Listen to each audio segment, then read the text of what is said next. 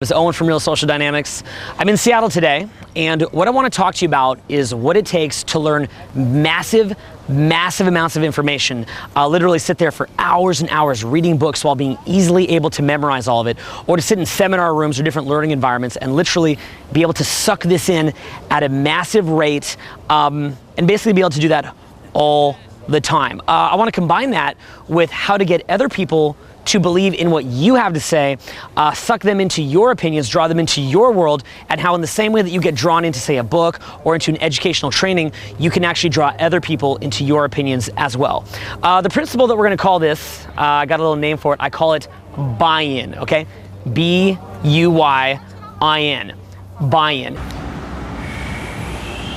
Some your hairs feel lighting up and up top.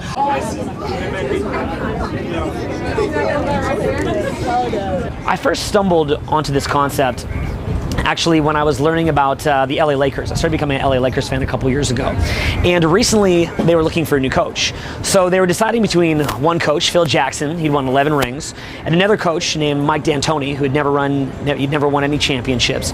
And the general consensus was that Mike D'Antoni, his coaching was like the way of the future. I don't know if it turned out that way in retrospect, but they thought that. Whereas Phil Jackson, his coaching was the way of the past, but because he had 11 rings, they believed that his team would buy in more.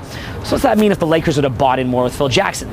Well, Phil Jackson says to a guy, get in the post, or Phil Jackson says to a guy, shoot the three, or get back on defense. His team is more likely to be excited by that. So, whereas normally, if a guy's not buying in, his coach says, oh, run back on defense. He's like, he just kind of runs back. He's not that excited by it. He doesn't feel a sense of accomplishment with it. His reticular activation system, selective focus, look that up, RAS, is not zoning in on how it's helping him. He's not going to hustle as hard. Whereas when he's bought in, he's like, he runs back, and his criteria for success is, I ran back, it worked, which pumps up his state. And then he's like, okay, now run the floor, get back up over there, get in the post, right? And the state's going up because he's listening to the coach, and it's all working, it's going up and up, and because he buys in, they're more likely to win the game. Well, it's the same thing with say you're learning pickup, right? Say I teach you a method, and you're bought into what I have to say. Well, your RAS will be like, oh, Owen made a system where he said, open everybody and minimize time in between interactions and find it funny. Well, if you bought into what I say, then you'll go out there and you'll completely listen to every little word that I say, get out and open all. And even as you're opening, you're like, I'm opening all, fuck yeah, right? I'm minimizing time in between interactions. I am getting pumped up. I'm finding something funny about it. I love this, right? So again, you're bought in because your brain has become mentally engaged. You're not kind of like half out of it, sort of, just unfocused. Your brain's not focusing in on it. You've got totally mentally engaged. You're fully bought in. You're seeing the positives of it, and it's working for you. Right now, I'm teaching you a method. Okay. Now, if you buy into the method, then as you're doing it, you're like, this is fucking sweet, right? And your state's going up and up. Okay, but could you also see how if you didn't buy into what I'm showing you, you would do this and you might actually be going on a downward spiral. You have to buy in that you're actually having more fun as you're doing this. Now, are you guys having more fun than you were 2 hours ago or an hour ago? Yeah. How much more fun are you having now than you were an hour ago? Super amounts. Twice. Okay, how much less approach anxiety do you have now than an hour ago? None. Yeah, basically no approach anxiety, right? So the thing is, why is that? Because we buy into the idea that by opening and having fun with different people, maybe, like the double make out with that tall, like modelly looking girl, but also like weird blogs with trolls, funny shit, mocking the cars, like all this fucking crazy shit, just like fucking the mayhem, the party, the awesomeness. We view that as awesome. What if I'm coming from a frame just like one shot, one kill, and it's like if I'm just like, hi there, hi there, Stripes. Oh my God, oh my God, oh my God. Who am I? Who am I even as a person now? When your brain is triggered to sense that something has massive value to you and that it can help you, all of a sudden, all that kind of like scattered, unfocused energy that you have mentally will go like this, and it will see all the positive attributes, all the different ways that it could help you, and just suck up and suck up and suck up. Think of it like when you're reading a book that you don't really like that much, and like literally you can't focus on it. But then maybe later you realize it could help you, and then you buy into it, and then you can focus on it. I had that experience when I read 7 Habits of Highly Effective People. My business partner Nick, he gave that to me when I was like, 22, trying to read this thing, and I couldn't get through it, even though I'd read lots of other books, because I wouldn't buy in. I couldn't see the value. All I could find was the problems in it. It's like, oh, it's boring, it's lame, where's the pickup lines? I reread it again when I was 30 when I needed to learn about those principles, and it was amazing to me, again, because I was bought in. Some people might look at these videos and say, look at that little problem with it. Why is he shooting in the Space Needle? Something like that. And that's all they can focus on. Literally, all they can focus on is fucking minutia. They can't see the value in it. Whereas other people, maybe I'm making little mistakes, maybe there's little weird things about what I'm doing. They don't care about that. They want to see how it's going to help them. Again, it's that power of buy-in. So what buy-in basically is it's when your reticular activation system, it focuses in on a super high level, which allows you to focus for a long period of time, allows your state to go up when you're actually meeting the criteria that you're being taught, and basically just gets you very amped up and jazzed up on what you're learning. I buy into my own system. I believe in my own system, and that's why it works. So if you look earlier, what did I do? I was like, okay, I did a couple like little sets. Yeah. And then what I did was I fucking started going a little further, a little more, going a little deeper in. Then I started having more fun. And what did you guys notice about my mood throughout the night? How much psychotically fun. Yeah, how much, yeah, psychotically, right? Just super fucking fun, right? And some girls I'm just trolling on, messing with them. Yeah. Other girls I'm being more serious and actually pulling. What if another guy were to try this and they didn't buy in that it was working? They start to get a bit social, and then blah. They get a bit social, blah. Get a bit social, blah. So that's like what was happening to you yesterday, right? Where your state was shooting down, and you go into like a crash because you just get a bit of negative feedback, and then you dwell on it and ruminate on it, right? Do I buy in that every set's 100 out of 10? Yeah. Like, can you tell that? So I believe what I'm doing, right? So because I believe it, it's almost like a self-hypnosis. What's happening to my mood? It's going up. It's going up. You're so cute. You can take me home right now. I have a very small penis. It won't hurt. No, I'm just kidding. Small penis will still hurt. That's how I roll. Good morning. So, we had a pretty wild night last night. Got up early. And, speaking of buy-in, you probably noticed that every single time that I go to a different city, I try to check it out. And a major reason why I like to do that is to break my pattern. So I've actually bought into the idea that when I go around and I break my pattern, in other words, I'm not being exposed to the same little thing every day, that's going to stimulate my imagination, it's going to inspire me, it's going to get me outside of my normal thinking and help me to innovate new ideas. I also believe that life is short and you should try to experience life while you can. But anyway, it's a little idea that I buy into. And getting back on the topic of buying, because we're just kind of, we're taking this topic in a lot of different directions. I actually also thought about it, not just with that Lakers thing that I talked about yesterday, but also when I went to an Anthony Robbins seminar this year. It was a very, very interesting story. So went to Tony Robbins seminar, a big fan of Tony Robbins myself. He helped me a lot many years ago and, kind of continued to help me. He's the kind of guy where when I watch him, it kind of like, amps me up, makes me want to focus on what's important in life, not a bunch of bullshit. So I went to his Date with Destiny event. And a lot of times I would have stuff in the seminar I thought was awesome. And then other stuff I didn't maybe fully relate with it, and that's fine. But sometimes I would talk about it with people and I'd say, oh, did you relate with this or relate with that? And rather than actually being able to talk about it, they'd be like, what? Tony is a great man. Don't say that. Everything he does is perfect. Like that kind of thing, right? And I'd be like, whoa, what the fuck is going on here? And I realized that what was happening was that Tony was very, very good at triggering buy-in. And actually, funny enough, sometimes fans of my stuff will do the same thing, right? People might say, oh, I relate with Owen on this, but maybe not on that. And people are like, that's not true.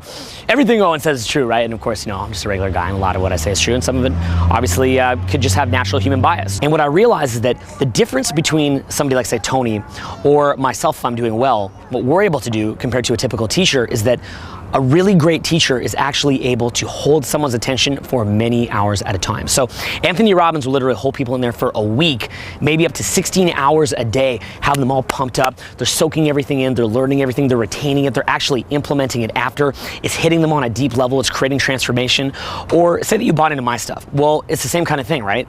You might have noticed that you can literally watch my videos for hours and hours on end. Now, I thought this was interesting because I know even as myself, there's certain books that I can barely get through. I suffer to get through these books, and other books that I can sit there for many, many hours reading them. Well, why is it? I think it really depends on where are you in life. If you're at a point in life where something really speaks to what you feel will help you, will benefit you, will help you to achieve your goals, you're gonna get very, very sucked into that, right? And literally, your ability to learn is gonna be amplified 100-fold. So to a guy like Anthony Robbins says, or me, I'm a much younger teacher than Tony, but I've tried to learn how to do, is literally how to hold your reticular activation system, your selective focus, on basically just like what you'd almost call like hyper learning. Hi there, wanna come in? Doing that? Oh yeah, want to say hi? Hello? How you doing, folks? This is my This is my pilot. Basically what I was thinking was like, you know, my goal is to be able to hold people's focus for many, many hours at a time, and to be able to hold you there. Why? By showing you how it benefits you. That's the main key. Your brain has to buy in. If you're married, you can have these every night. You gotta be less of a douche in front of me. Are you getting mad?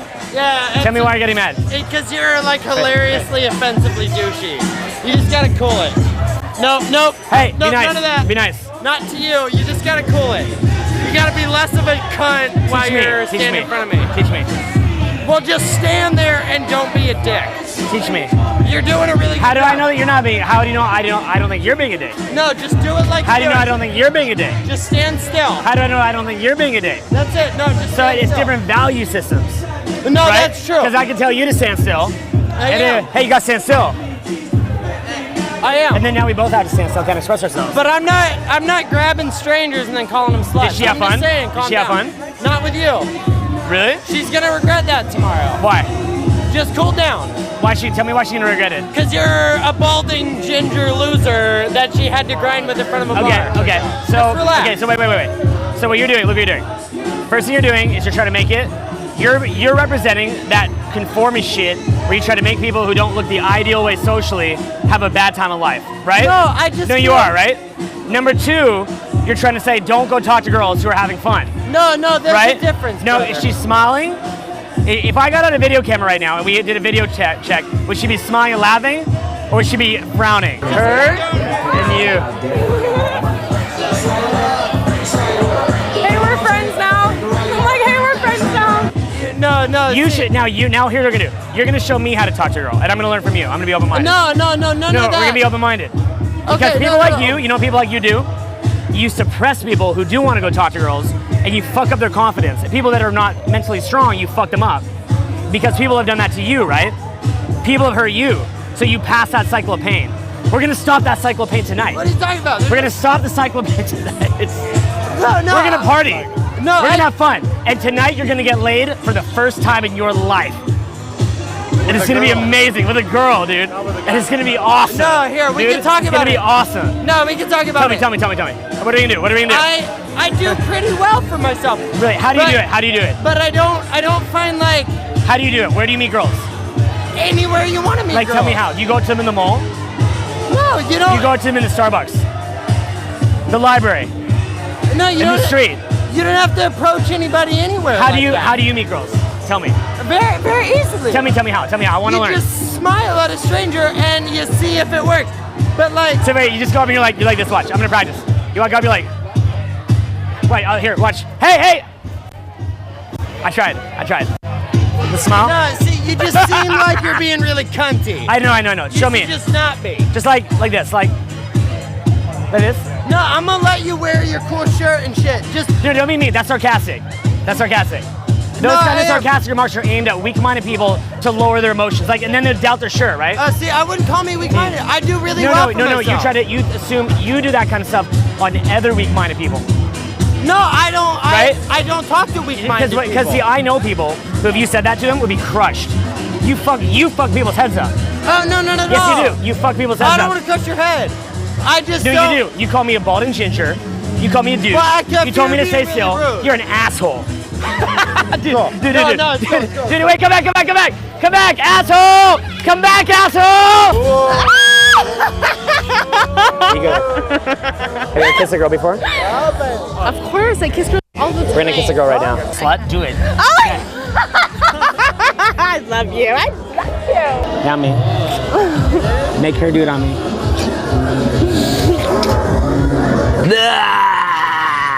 All right. So what I think a great teacher does is they have the ability to self-generate their own buy-in into their own material, and that kind of transfers onto the person who's watching it.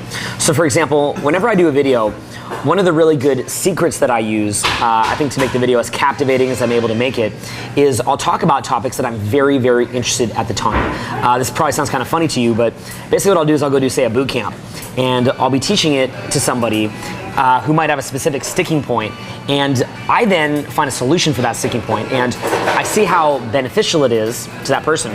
So then by the time I do the video, I'm like, hey, what's up? It's Owen from Real Social Dynamics. I'm gonna teach you about how not to be a value leech. It's gonna be fucking awesome. It's gonna change your life, like that, right? And it's like, the reason I'm so bought in is because I just taught it.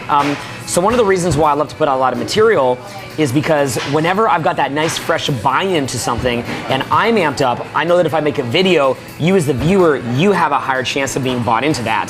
That's basically like the law of state transference, but it's like the law of buy-in transference. Now, what's interesting is that when you're bought into the idea, again, you will get that other person to actually focus on it in a way where they're more likely to appreciate it. So the human mind in general is just very disengaged. We have this like diverted focus. We have a hard time focusing. We have a hard time knowing what we're even looking at. A lot of people will walk through like an amazing city that's been built by all these brilliant architects, years of work gone into it, and they just look at it passively like,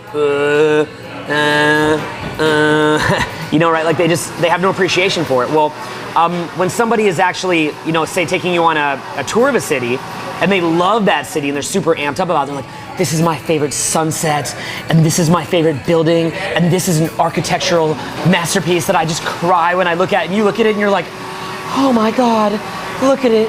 It's just so amazing because that buy-in is transferring onto you. Well, again, that's what a guy like Anthony Robbins does as a master teacher. He's bought into it. What I try to do when I'm doing well, versus say a elementary school teacher that thinks what they're teaching sucks and the student can only look at it for say 15 minutes, right? So, you know, you look at Anthony Robbins, he's able to hold people in there 16 hours a day. You look at an elementary school teacher who might be able to hold her students' attention but might not. Why is it? Again, it's that transfer of buy-in. Well, what I think is really, really cool about this is as a teacher, you are basically paid to create buy-in. So for example, when a corporate event brings me in, right, they're gonna pay me a lot of money to do a 2-hour speech or a 1-day speech for their team, I'm thinking to myself, dude, you could just download the blueprint, which has all my best stuff in it for free, and show it to them. Well, what's the reason why they're bringing me in? They're literally bringing me in there to create buy-in because they know that if they just show the blueprint in front of a screen, their team will just yawn at it, they won't appreciate it, it won't sink in. Meanwhile, if I go in and I'm like answering their questions, they get to meet me personally, and I have like brought myself down to their level to sit there and just take them through it in person. They're like, you know, they're gonna be like, I don't know if I like this. And I'm like, huh? No. Interesting, right? So funny enough, literally, my job is just to create buy-in. When Anthony Robbins has, $1 million a year client, who's probably some rich guy that makes many hundreds of millions of dollars a year. He's got a lot of those. It's a big part of his business, I think, from what he says. What are they really paying that $1 million a year for? They're paying it because when he talks to them, their brains actually go and actually fucking listen to it, and then they're gonna go take action on it. So they're actually being, paying him to get them to buy in. Well, think of how this transfers onto you with how much you buy into yourself. How much do you buy into your own attractiveness? How much do you buy into whether or not the girl should like you, right? I was sitting here just now and getting this guy to bring me out some food.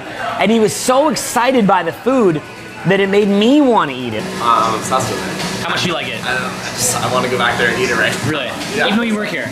Yeah. You fucking love this thing. I'm gonna eat it up. Yeah. Right now. What do you think? What do you think? What do you think? What do you think of the kale soup? The kale soup.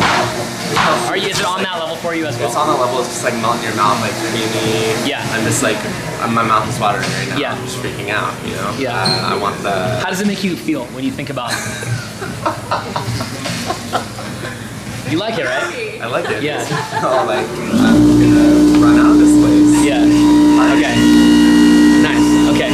Cool. I feel like this is gonna be on Comedy Central. See, he's bought in. He's bought in. I bought in. Well, I'm trying to. I always teach people. Like I teach people on my team. Like it's like people who are obsessive with what they do. It's like it sucks you in. Like when you describe that pizza, I'm like, oh my god. Like it's like I have to have it. So like your hypnosis of how much you love it transfers onto me. Right. You know what I'm saying, right? Yes. He gets it. Okay, thank you. Thank you. And so when you see him so excited about the food, he's so bought into his own product, which makes a great salesman. He's so bought into his own product, and that transfers on, transferred onto you. Or like, in my case, like I'm all amped up about the food. It transferred onto me. He's so amped up about it. It really makes you think how much your own buy-in will make other people interested in you. I've been waiting for a girl like you to complete my transformation entirely. I'm 95% changed. Yeah, gets him every time. Nice, genuine, loving, caring, emotional, giving, respectful, modest, sensitive guy. Modest. Modest, respectful. You're really like the closest embodiment of Christian Troy. I'm not. I'm just trying to live life day by day. Do you know Julian's favorite video of Christian Troy? Is it the paper bag? Have you seen this? Listen, like, why don't you send me something more comfortable? It's like, when shopping. She's like, really? And then she goes in, she's like, it's just a bag. I thought you went shopping. I'm like, yes. Grocery shopping. Yeah, and grocery shopping. You know, the idea, like, you already have the eye holes cut. Yeah, it's it's like the full deal. It's like, here. The eye holes. Well, actually, the way you would pull it off where she wouldn't get that offended is like everything has to be like during sex. Like you do it, and every time I do this, like halfway through I stop and I'm like, I want to try something. And that's how you introduce it. And then you can either pull out the belt, you can pull out the paper bag. Because they're already in the zone, they'll usually go You know with what, it. another one that might be good? Or the camera. You'd be like, I want to try something. It's sexy. No. This would be a good one. Like a portrait of some random chick. Yeah, exactly. Like a high school yearbook type. And it's like, let me just put this here. Like right on the face. Yeah, dude, but that's the key. It's like just the line, I want to try something. And the whole thing is like, it makes it sexier, it makes it hotter. Like, pull out the camera, put this belt, take the paper bag, and they'll just go with it. Well, I do it sometimes too. Like, say you're tired and you want to spice it up. Like, girls always think it's the most amazing sex just because there's a belt involved. So it's like a more subtle form of like creating drama, just pull out a belt. You know, the other thing too is like, you ever hear that marketing principle of if somebody's in a buyer state, then you could like throw in like, say you just sold them jeans, you could be like, buy some boxer shorts as well, and they're already in a buying state. So that's basically what you're doing, right? And then and then stack this on, stack this. It's like the super size me, the Julian super size me sex. Belt size me. Belt size that? Would you like a belt with your order? But I always think it's amazing. They're like, damn, those are crazy. I'm like, the power of the belt. You know why they think it's crazy? Because the average guy that fucks them is so boring. I know. He doesn't even engage them. He's just like, Yeah. and the girl's like, that's it. She's like, that's it. It's like,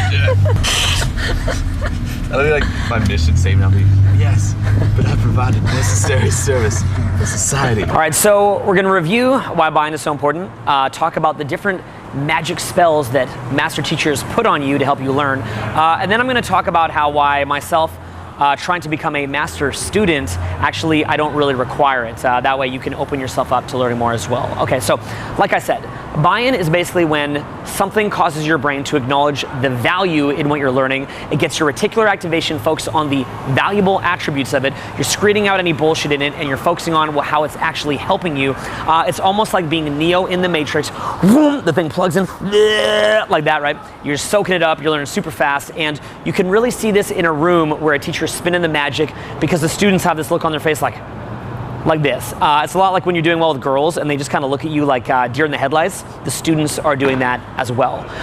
So what kind of magic formulas do the master teachers put on you? Well, let's look at Anthony Robbins. He uses things like amazing speaking, and actually the charisma of Tony Robbins speaking becomes a DHV, demonstration of higher value in and of itself. You see this guy speaking that well, you think, shit, this guy must be smart. He probably knows what he's talking about, just because the way he articulates himself is so clear and powerful.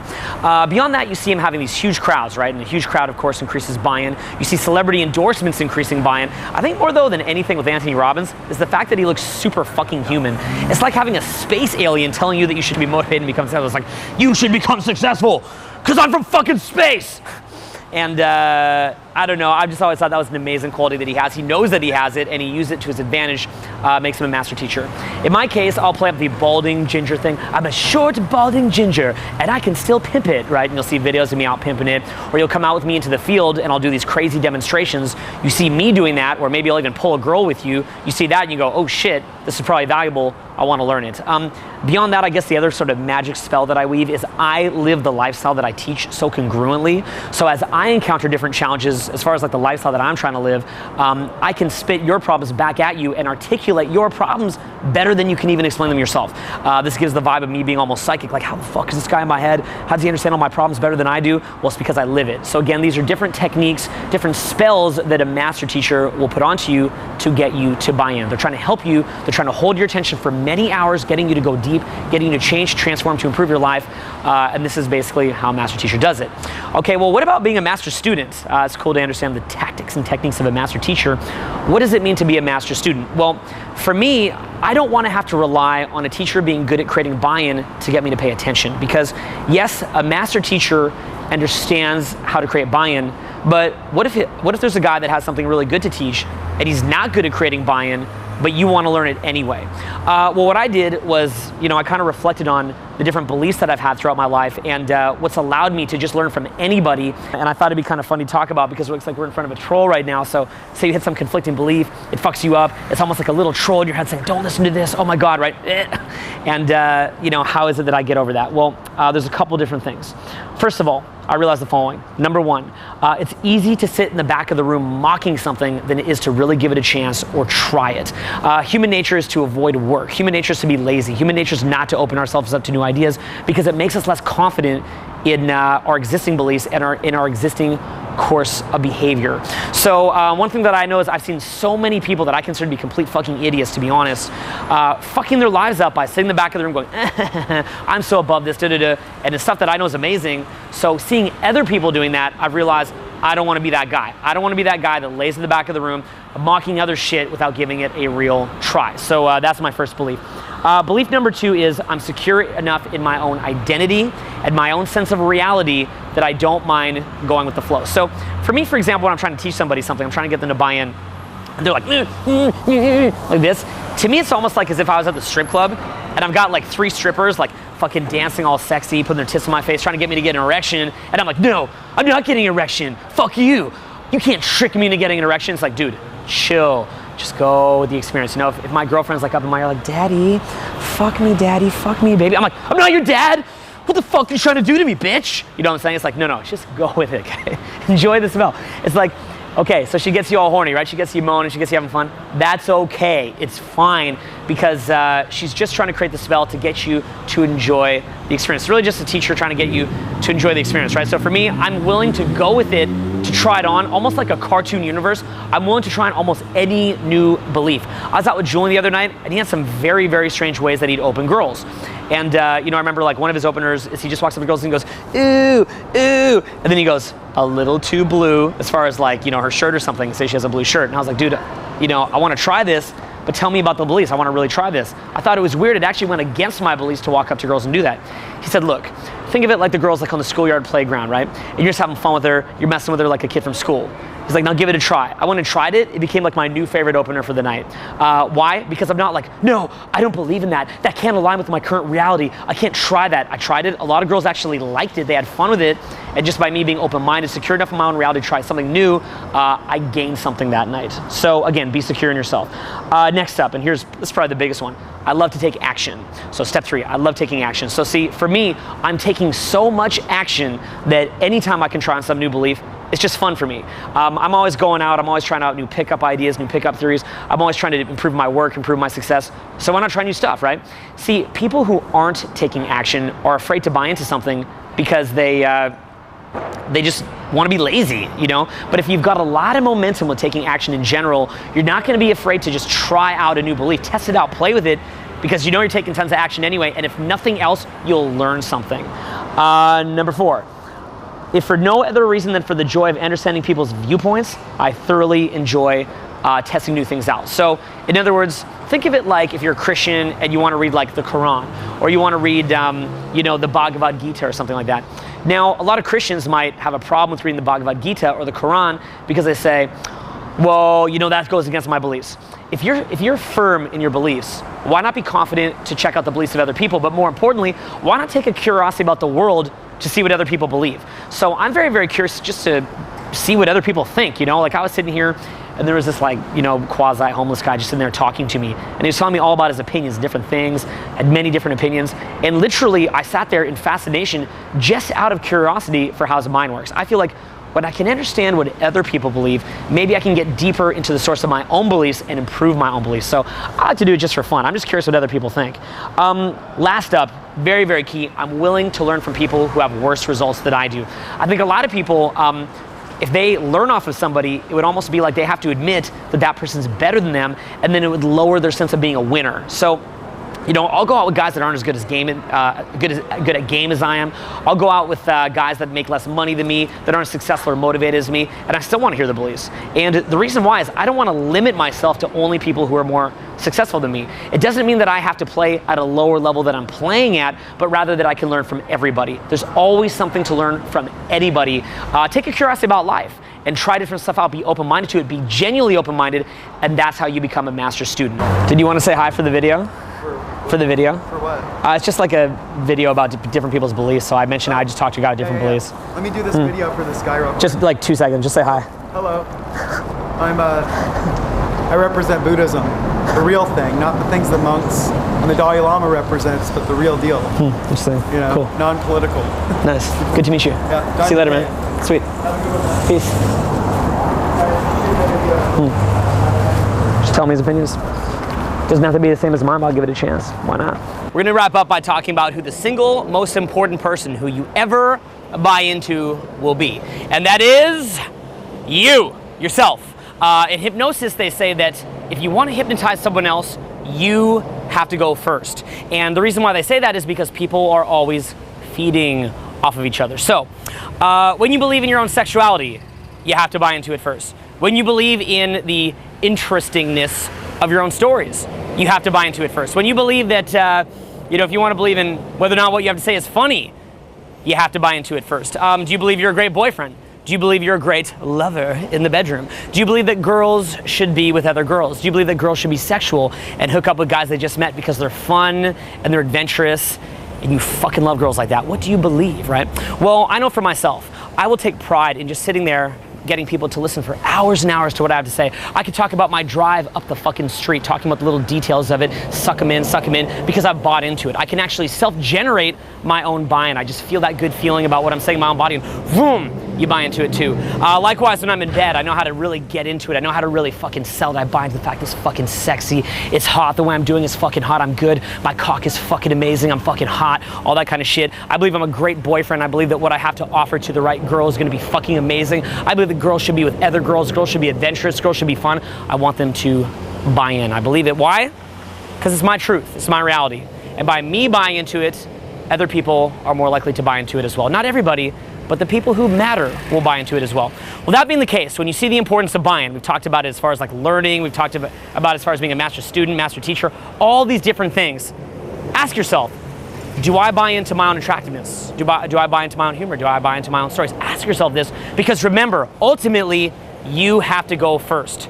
As a guy who's into pickup, you're into picking up girls, how much are you bought in to what you have to offer? And if you're not, how can you start to be? That could be everything from changing where your focus is, just brainwashing yourself into it, but it could also be through taking action, just different steps that you take in your life so that you're not just lying to yourself, but you can actually say with integrity and with truth that you are bought in. Anyway, that's the message I wanted to get across to you. I thought by exploring buy-in on many different levels, you can learn a lot about learning, learn about how to get other people to listen to you, learn how to get your own mind to focus in on learning rapidly from other people, but most importantly, learn to buy into yourself and getting the women to go along for the rides. Anyway, I hope you enjoyed it. I had a great time here in Seattle. I'm flying home in a few minutes, and I'll talk to you soon. Peace. See, I'm not even that good looking of a guy, but I'm very confident. Look, look how I kiss. I kiss like I'm Brad fucking Pitt. I kiss how you want to kiss. You know what I'm saying? Yeah. I fuck how you want to fuck. I dress how you want to dress. I talk how you want to talk. Hey, Mohammed of Morocco came in. You my people. One-on-one. Bring him over. Challenge. I challenge Mohammed. I am the real Guinea king. Mohammed is not recognized. Mohammed, out of my side. Challenge, one-on-one. You came in, room of people. Hey, what's You are not hey, what's up? It's Owen and recognized Julian king. from Real Social Dynamics. You We're are hanging not a out in king. Seattle right now. You are a bastard. And we wanted to let you know, rogue. sometimes people can be Out very of my upset. continent. And sometimes you can help Just them a to little. calm down. They call me Gabriel. Just a tire. Saluton. Salensa. So, the second. I challenge your so-called Mohammed out of my continent. Yeah, no problem. I'm serious. Yeah, thank you very much. Yeah, 20 guys. Real story. Good. Actually, can I shake your hand as well? No, that's enough. Last one. Thank you very much. I'm the Ricky Lincoln.